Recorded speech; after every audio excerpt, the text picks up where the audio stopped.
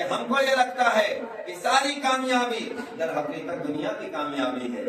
جو دنیا میں کامیاب ہو گیا مالی اعتبار سے، روپے کے اعتبار سے، دولت کے اعتبار سے، مکان کے اعتبار سے، شہرت کے اعتبار سے، تو ہم کو یہ لگتا ہے وہی کامیاب ہو گیا۔ لیکن جناب قرآنی تصور دیکھو اور قرآن کو پڑھو، قرآن کو سمجھنے کی کوشش کرو کہ کیا قرآن نے اس شخص کو کامیاب کہا ہے جو بڑا پیسے والا ہے؟ کیا قرآن نے اس شخص کو کامیاب کہا ہے جو بڑی دولت والا ہے؟ کیا قرآن نے اس شخص کو کامیاب کہا ہے جو بڑے اقتدار والا ہے؟ کیا قرآن نے اس شخص کو کامیاب کہا ہے جو بڑے لاہو لشکر والا ہے؟ کیا قرآن نے اس شخص کو کامیاب کہا ہے جس کے آگے پیچھے سپاہیوں کے لشکر چلتے رہتے ہیں؟ کیا قرآن نے اس شخص کو کامیاب کہا ہے جس کے اندر بڑی طاقت و قوت اور بڑی جولانیت پائی جاتی ہے؟ کیا قرآن نے اس شخص کو کامیاب کہا ہے جس نے پوری دنیا پر اپنی حکومت قائم کر رکھی ہے؟ نہیں، بالکل نہیں۔ اگر معیار کامیابی طاقت اور دولت ہوتی تو قارون سے بڑا کسی کے پاس خزانہ نہیں تھا۔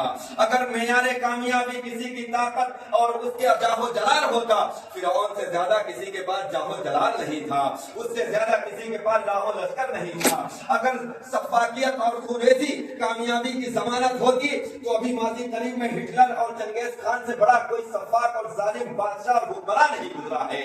لیکن آپ تاریخ کے اوراق الٹ کر دیکھ لیجئے، سب مٹتے چلے گئے ہیں، کسی کا نام کوئی دینے والا نہیں ہے۔ تو پتہ کیا چلا کہ کامیابی ان چیزوں کی بنیاد پر نہیں ہے، روپیہ پیسوں کی بنیاد پر نہیں ہے، دولت کی بنیاد پر نہیں ہے، جاہ و حسن کی بنیاد پر نہیں ہے، صفت و صدوت کی بنیاد پر نہیں ہے، دولت کی بنیاد پر نہیں ہے، طاقت کی بنیاد پر نہیں ہے، حکومت کی بنیاد پر نہیں ہے، اقتدار کی بنیاد پر نہیں ہے، بلکہ کامیابی صرف اور صرف اس بنیاد پر ہے جو اللہ کا ہو کر رہ جائے، وہ کامیاب ہے۔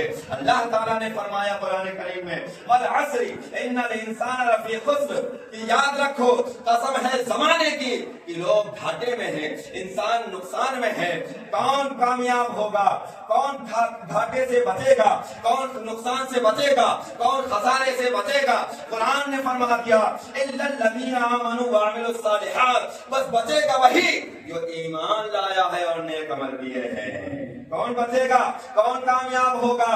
کون کامیاب ہوگا؟ جو ایمان لایا ہے۔ 18واں پارہ جیسے ہی تم شروع کرتے ہو پہلی ہی آیت آتی ہے قد افلح المؤمنون۔ کون سی آیت آئی؟ قد افلح المؤمنون، کہ وہ جو ایمان والے ہیں وہ کامیاب ہو گئے۔